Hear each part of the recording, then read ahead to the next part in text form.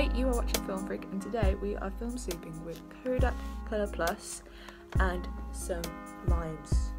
I'm doing this film soup in particular because this is one of the cheapest films you can get. We're going to leave the film to soak in the lime juice as opposed to shaking it, just to see if it does different results, and we're going to leave it to soak for about half an hour, 45 minutes, maybe an hour if I can keep myself busy, because I won't be using my phone. I will be using my phone to film the whole thing. So what you need for this film soup is your exposed film, some rice to dry the film in, some to soak the lime juice in, and your limes, obviously. This was a really last minute idea. I wasn't actually going to do this video today, and this is the best I can do in regards to getting a knife. So that's going to be fun.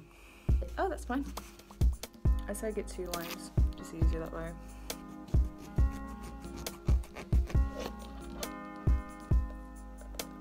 This is why you need probably more than 1 lime, because you don't really get that much juice.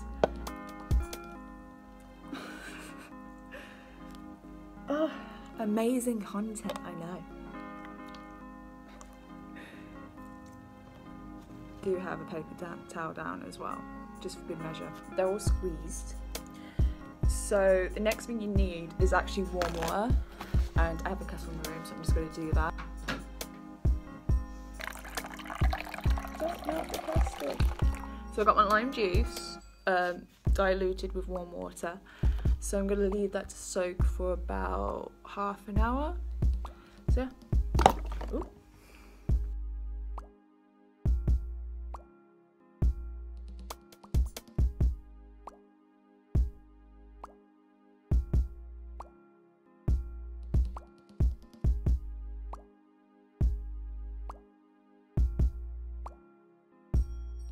This has been soaking for about 45 minutes. Now you just take it out, dunk it in the cold water to stop the chemical reaction. You leave that for about a minute or so. You don't have to dunk it into cold water, you can just run it under a cold tap instead. So you take it out and you put it in your rice. I'm going to bury it. So I'm going to let this dry on a windowsill for about a week, and then I'm going to take it to my film lab and tell them that I souped it, and we'll be back with the results. Now I have my scans back, and when I got the contact sheet for my pictures, I did have a bit of a panic attack because I thought the film soup didn't work. But then after looking at them on my laptop, I realised it did work, but only on probably just over half the photographs and very mildly. Now the reason for it, I think, well, it's 2 reasons. One being that I over diluted the lime juice, and 2, I probably should have left the film in the lime juice overnight, then just for an hour. But I'm happy with how they turned out anyway. It's subtle, but it's noticeable, but very subtle. So I'm quite happy with that. So these pictures are with Holly, who is a babe. She's lovely. And in this particular picture over here, you can just see a little bit of distortion on the left-hand side, and a little bit on the right as well, where it looks like a bit of an orb going on. And I should point out now, like the fades of colour, like the pinks and the greens and any blues, are actually from using colour filters, so that might be for a video in the future, maybe, I don't know. So in this picture of Holly here, you can just see a lot more distortion going on, and it isn't so strong, but I think it works. It's really soft and very subtle. I kind of wish it was a little bit stronger, but it's not too bad. I think it works.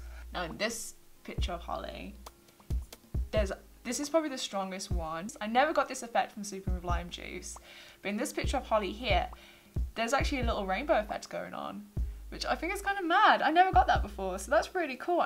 And the one thing I noticed as well with the pink filter that I used on this photograph, it's been distorted, so that's a bit strange. So it's kind of stripped the colour a little bit and made a bit of a stripy effect, so I quite like that.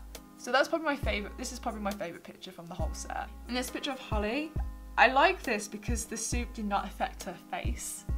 So you got some streaks, you got some colours going on around her that kind of frame her quite nicely in this picture, so I'm very happy about that one. I like how that one's turned out. So on this picture of Holly here, there is some actual damage on the negative where some of it has been stripped away, and in all honesty I wish there was more of it, but there's always next time to do it again, so it's not too bad. So I'm going to show you some pictures that I did last year where I souped this film in lime juice but instead of leaving it to soak, I just shook it for about 15 minutes. These pictures, there's a bit more of a ripped effect going on, so it's a lot more sharp. It isn't like waves of colour, it looks ripped.